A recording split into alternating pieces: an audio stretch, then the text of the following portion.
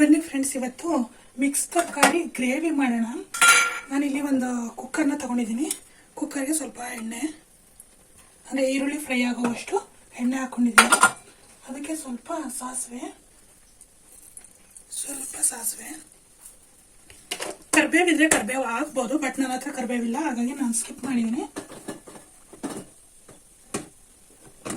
ಸ್ವಲ್ಪ ಕಡಲೆಬೇಳೆ, ಗ್ರೇವಿ ಒಳಗೆ ಮಧ್ಯ ಬೆಂದಾಗ ಸಿಗುತ್ತೆ ಅಲ್ಲ, ಟೇಸ್ಟು ಒಂಥರ ಚೆನ್ನಾಗಿರುತ್ತೆ. ನನಗಂತೂ ಹೇಳ್ಬೇಕು ಅಂದರೆ ಕಡಲೆಬೇಳೆ ತುಂಬ ಇಷ್ಟ.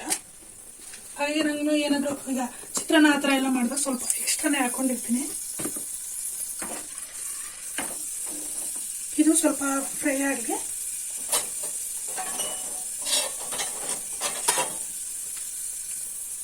ಈಗ ಇದಕ್ಕೆ ಕಡಲೆಬೇಳೆ ಎಲ್ಲ ಗೋಲ್ಡನ್ ಫ್ರೈ ಆಗಿ ಸಾಸಿವೆ ಚಿಟಪಟ ಅನ್ಬೇಕು. ಆ ಟೈಮಲ್ಲಿ ಈರುಳ್ಳಿ ಹಾಕ್ಬೇಕು. ಸಾಸಿವೆ ಸಿಡ್ದಿಲ್ಲ ಅಂದರೆ ಕಹಿ ಬಂದ್ಬಿಡುತ್ತೆ. ಸಾಸಿವೆ ಸಿಡಿದ ಮೇಲೇ ಯಾವುದೇ ಅಡುಗೆ ಮಾಡಬೇಕು. ನೋಡಿ, ಈಗ ಚಿಟಪಟ ಅಂತಿದೆ, ಈರುಳ್ಳಿ ಹಾಕೊಬಿಡ್ತೀನಿ.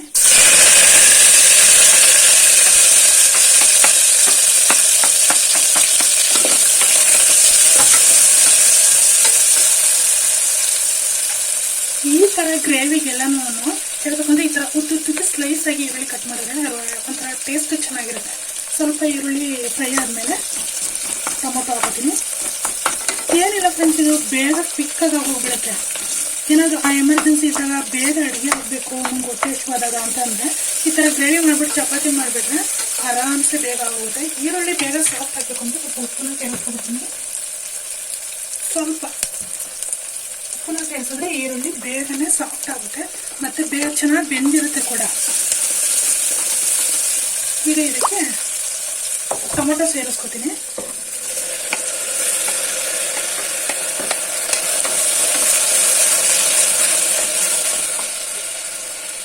ಇದು ಅಷ್ಟೇ, ಟೊಮೊಟೊ ಸಾಫ್ಟ್ ಆಗಿದ ತಕ್ಷಣವೇ ನಾವು ಏನೇನು ತರಕಾರಿ ಹಚ್ಚಿಟ್ಕೊಂಡಿರ್ತೀವಲ್ವ ಆ ತರಕಾರಿನ ಸೇರಿಸ್ಕೋಬೇಕು. ನಾನಿಲ್ಲಿ ಬೀನ್ಸು, ಕ್ಯಾರೆಟು, ಆಲೂಗೆಡ್ಡೆ ಮತ್ತು ಹಸಿದು ಬದನೆಕಾಯಿ ಇರುತ್ತಲ್ವ, ಆ ಬದನೆಕಾಯಿನ ಸ್ವಲ್ಪ ಒಂದೆರಡಿತ್ತು ಅದನ್ನು ಕೂಡ ಸೇರಿಸ್ಕೊಂಡಿದ್ದೀನಿ. ಒಳ್ಳೆ ಟೇಸ್ಟಿಯಾಗಿರುತ್ತೆ. ಬದನೆಕಾಯಿ ಯಾವುದೇ ಗ್ರೇವಿಗೆ ಹಾಕೋದ್ರೂ ಸಕ್ಕ ಟೇಸ್ಟ್ ಕೊಡುತ್ತೆ. ನಾನಿಲ್ಲಿ ಸೇರಿಸ್ಕೊಂಡಿದ್ದೀನಿ ಇಷ್ಟೇ. ಬೇಕಿದ್ರೆ ಬಟಾಣಿ ಇದ್ರೆ ಸೇರಿಸ್ಕೋಬೋದು, ಇಲ್ಲ ಒಣಗಿರೋ ಬಟಾಣಿನ ನೆನೆಸಿದ್ರೂ ಸೇರಿಸ್ಕೋಬೋದು, ಸಕ್ಕತ್ತಿರುತ್ತೆ. ಈಗ ಇದನ್ನ ಟೊಮೊಟೊ ಸಾಫ್ಟ್ ಆದಮೇಲೆ ಹಾಕಬೇಕು. ಈ ಕಡೆ ಟೊಮೊಟೊ ಕೂಡ ನೋಡಿ ಸಾಫ್ಟ್ ಆಗ್ತಾ ಇದೆ. ಈ ಟೈಮಲ್ಲಿ ಸ್ವಲ್ಪ ಹೊತ್ತು ಮುಚ್ಚಿಬಿಟ್ರೆ ಬೇಗನೆ ಸಾಫ್ಟ್ ಆಗಿಬಿಡುತ್ತೆ ಇದು. ಈ ಟೈಮಲ್ಲಿ ಮಸಾಲೆ ಸೇರಿಸ್ಕೋಬೇಕು.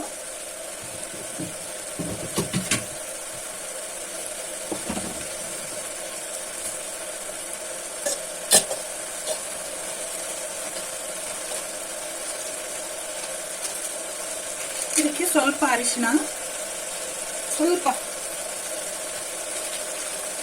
ಆಮೇಲೆ ಸ್ವಲ್ಪ ಗರಂ ಮಸಾಲ,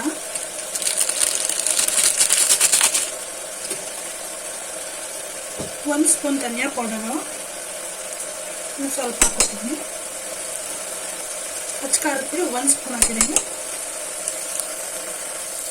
ಈಗ ಹಾಕಿರೋ ಮಸಾಲೆ ಎಲ್ಲದನ್ನು ಎಣ್ಣೆ, ಈರುಳ್ಳಿ ಮತ್ತು ಟೊಮೊಟೊ ಅದು ಇರುತ್ತಲ್ವ, ರಸ ಎಲ್ಲ ಬಿಟ್ಟಿರುತ್ತಲ್ಲ, ಆ ರಸದಲ್ಲಿ ಇದನ್ನು ಸ್ವಲ್ಪ ಹುರ್ಕೋಬೇಕು. ಖಾರದ ಪುಡಿ, ಧನಿಯಾ ಪುಡಿ, ಗರಂ ಮಸಾಲ ಇದನ್ನೆಲ್ಲ ನಾನು ಸ್ವಲ್ಪ ಎಣ್ಣೆಯಲ್ಲಿ ಇದಾಗಬೇಕು. ಇಲ್ಲಾಂದರೆ ಒಂಥರ ಹಸಿ ಸ್ಮೆಲ್ ಬಂದ್ಬಿಡುತ್ತೆ.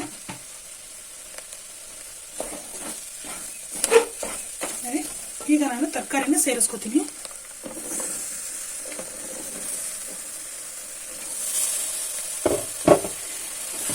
ತರಕಾರಿ ಸೇರಿಸಿದ ಮೇಲೆ ಅದನ್ನು ಕೂಡ ಹಿಂಗೆ ತಿರುಗಿಸ್ಕೋಬೇಕು, ಅಂದರೆ ಮಸಾಲೆ ಎಲ್ಲನೂ ಇದಕ್ಕೆ ಅಂಟ್ಕೊಳ್ಳೋ ಹಾಗೆ. ಈಗ ಇದಕ್ಕೆ ಒಂದು ಸ್ವಲ್ಪ ನೀರನ್ನು ಸೇರಿಸಿ ಮಸಾಲೆ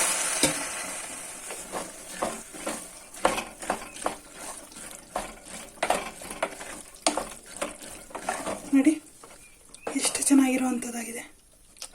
ಇದನ್ನೀಗ ಒಂದು ವಿಷಲ್ ಹೊಡೆಸ್ಕೊತೀನಿ ನಾನು. ಉಪ್ಪೆಲ್ಲ ಹಾಕಿದ್ದೀನಲ್ಲ, ಉಪ್ಪೆಲ್ಲ ಹಾಕೋದಿಕ್ಕೆ ಹೋಗಲ್ಲ. ಈಗ ನಾನು ಒಂದು ವಿಷಲ್ ಹೊಡೆಸ್ಕೊತೀನಿ. ಇನ್ನೊಂದು ಸ್ವಲ್ಪ ನೀರನ್ನ ಸೇರಿಸ್ಬಿಟ್ಟು ಒಂದು ವಿಷಲ್ ಹೊಡೆಸ್ಕೊಂಡ್ರೆ ಗ್ರೇವಿ, ನೀರನ್ನ ಜಾಸ್ತಿ ಹಾಕ್ಬಾರ್ದು ಗೈಸ್, ಯಾಕೆಂದರೆ ತೆಳುವಾಗಿ ಹೋಗ್ಬಿಡುತ್ತೆ. ನಾವು ಗ್ರೇವಿ ಮಾಡ್ತಿರೋದ್ರಿಂದ ಸ್ವಲ್ಪ ಗಟ್ಟಿಯಾಗಿ ಇರಬೇಕು.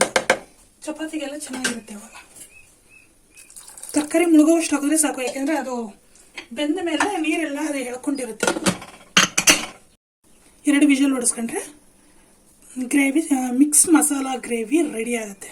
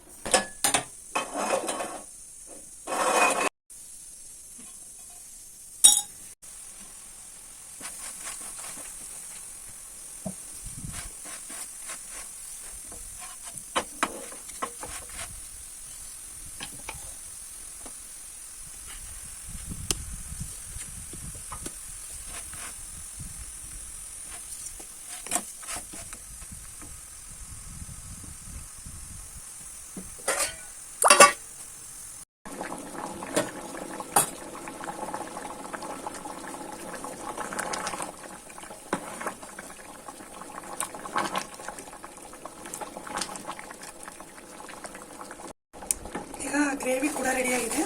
ಇದಕ್ಕೆ ಫೈನಲ್ ಆಗಿ ನಾನು ಸ್ವಲ್ಪ ಕಸ್ತೂರಿ ಮೇಥಿನ ಹಾಕ್ತೀನಿ.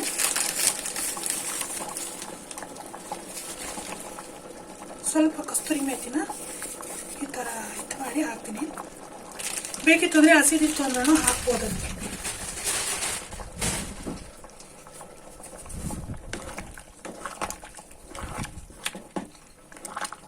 ಇದಕ್ಕೀಗ ಮೇಲ್ಗಡೆ ಕಾಯಿ ತುರಿ ಉದುರಿಸ್ಕೊಂಡ್ರು ಸೂಪರ್ ಆಗಿರುತ್ತೆ. ಈಗ ಗ್ರೇವಿ ಕೂಡ ರೆಡಿಯಾಗಿದೆ. Super tasty gravy.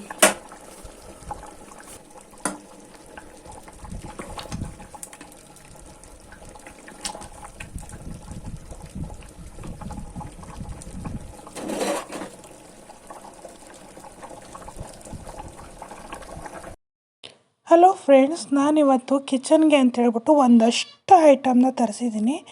ಇದು ಬಂದು ಸ್ಟೀಲ್ ಸ್ಟ್ಯಾಂಡ್. ಇದನ್ನು ಕೂಡ ನಾನು ಜೋಡಿಸೋದು ತುಂಬ ಏನು ಕಷ್ಟ ಆಗಲ್ಲ. ಕೆಳಗಡೆ ಸ್ಟೆಪ್ನ ಫಸ್ಟು ನಾವು ಜೋಡಿಸ್ಕೊಂಡು ನೆಕ್ಸ್ಟು ಮೇಲ್ಗಡೆ ಇರೋವಂಥ ಸ್ಟೆಪ್ನ ಜೋಡಿಸ್ಕೋಬೇಕಾಗುತ್ತೆ. ಏನಿಲ್ಲ, ಅವೆರಡು ಲಿಂಕ್ ಇದೆಯಲ್ಲ ಅದಕ್ಕೆ ಜಾಯಿಂಟ್ ಮಾಡೋದಷ್ಟೇ. ಹಿಂಗೆ ಹಿಂಗೆ ಜೋಡಿಸ್ಕೊಳ್ಳೋದು. ಮೇಲಿಂದ ಕೆಳಗಡೆ ಹಿಂಗೆ ಜೋಡಿಸ್ಕೊಂಡ್ರೆ ಅದು ರೆಡಿ ಆಗೋಯ್ತು. ಇದರ ಲಿಂಕು ಕೂಡ ನಾನು ಡಿಸ್ಕ್ರಿಪ್ಷನಲ್ಲಿ ಮೆನ್ಷನ್ ಮಾಡಿರ್ತೀನಿ. ಕಡಿಮೆ ರೇಟಲ್ಲೇ ತುಂಬ ಕ್ವಾಲಿಟಿ ಚೆನ್ನಾಗಿದೆ, ಒಂದು ಸಲ ಚೆಕ್ ಮಾಡಿ. ಇದು ಬಂದು 250 ಅಂದರೆ 1/4 kg. 1/4 kg ಬಾಕ್ಸ್ಗಳು ಇವು ಬಂದು 10 ಇದೆ. 10 ಬಾಕ್ಸು ನನಗೆ ಫುಲ್ ಪ್ಯಾಕಲ್ಲಿ ಬಂದಿರೋದು. ತುಂಬ ಕಡಿಮೆ ಪ್ರೈಸಲ್ಲಿ ಸಿಕ್ಕಿರೋ ಅಂಥದ್ದು ಇದು ಕೂಡ. ಇದು ಬಂದು 1 kg ಪ್ರಾಡಕ್ಟು. ತುಂಬಾ ಚೆನ್ನಾಗಿದೆ. ನೋಡಿದ್ರೆ ಏನಾದರೂ ಒಂದು ನಾವು ಕಾಳುಗಳನ್ನ ಹಾಕಿದಾಗ ಅದರಲ್ಲಿ ಯಾವುದನ್ನು ಯಾವ ಬಾಕ್ಸಲ್ಲಿ ಹಾಕಿದ್ದೀವಿ ಅನ್ನೋದು ಕಾಣಿಸುತ್ತೆ. ಬಟ್ ಅಡುಗೆ ಮನೆ ಅಂತೂ ಕಿಚನ್ನು ರಿಚ್ಚಾಗಿ ಕಾಣುತ್ತೆ ಹೇಳಬೇಕು ಅಂದರೆ. ಈ ಬಾಕ್ಸ್ಗಳಿಂದ ಒಂಥರ ಚೆನ್ನಾಗಿರುತ್ತೆ. ಒಂದು ಸಲ ನೀವು ಟ್ರೈ ಮಾಡಿ ತಗೊಳ್ಳಿ. ಹೇಳಬೇಕು ಅಂದರೆ ನೀವು ಮತ್ತೆ ಅದನ್ನೇ ಯೂಸ್ ಮಾಡ್ತೀರಾ, ಅಷ್ಟು ಚೆನ್ನಾಗಿದೆ.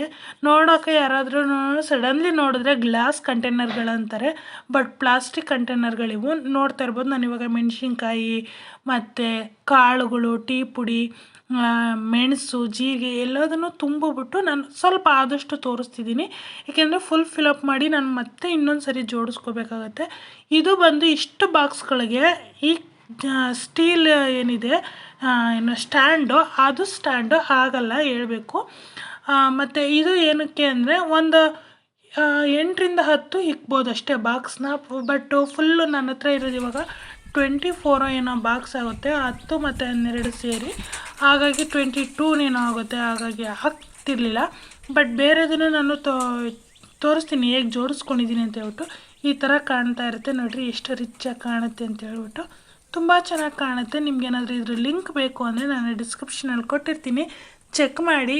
ಫ್ಲಿಪ್ಕಾರ್ಟಲ್ಲಿ ನಾನು ತೊಗೊಂಡಿರೋದ್ರಿಂದ ನೀವು ಕೂಡ ಅಲ್ಲೋಗಿ ತೊಗೊಳ್ಳಿ. ಇದರ ಲಿಂಕನ್ನೆಲ್ಲನ ಈ 2 ಕಂಟೈನರ್ಗಳು ಮತ್ತು 1/4 kgದು 1 kgದು ಮತ್ತು ಈ ಸ್ಟೀಲ್ ಸ್ಟ್ಯಾಂಡ್ದು ಲಿಂಕನ್ನು 3 ನಾನು ಕೊಟ್ಟಿರ್ತೀನಿ. ಅಲ್ಲೋಗಿ ನೀವು ಬೈ ಮಾಡಿದ್ರೆ ಸೇಮ್ ರೇಟಲ್ಲೇ ನಿಮಗೆ ಸಿಗುತ್ತೆ. ಫೈನಲ್ ಲುಕ್ ಕೂಡ ನಿಮಗೆ ಕಾಣಿಸ್ತಿದೆ ಅನ್ಕೊತೀನಿ. ಸಖತ್ತಾಗಿದೆ. ಇವತ್ತಿನ ವಿಡಿಯೋ ಇಷ್ಟ ಆಗಿತ್ತು. ಬಾಯ್.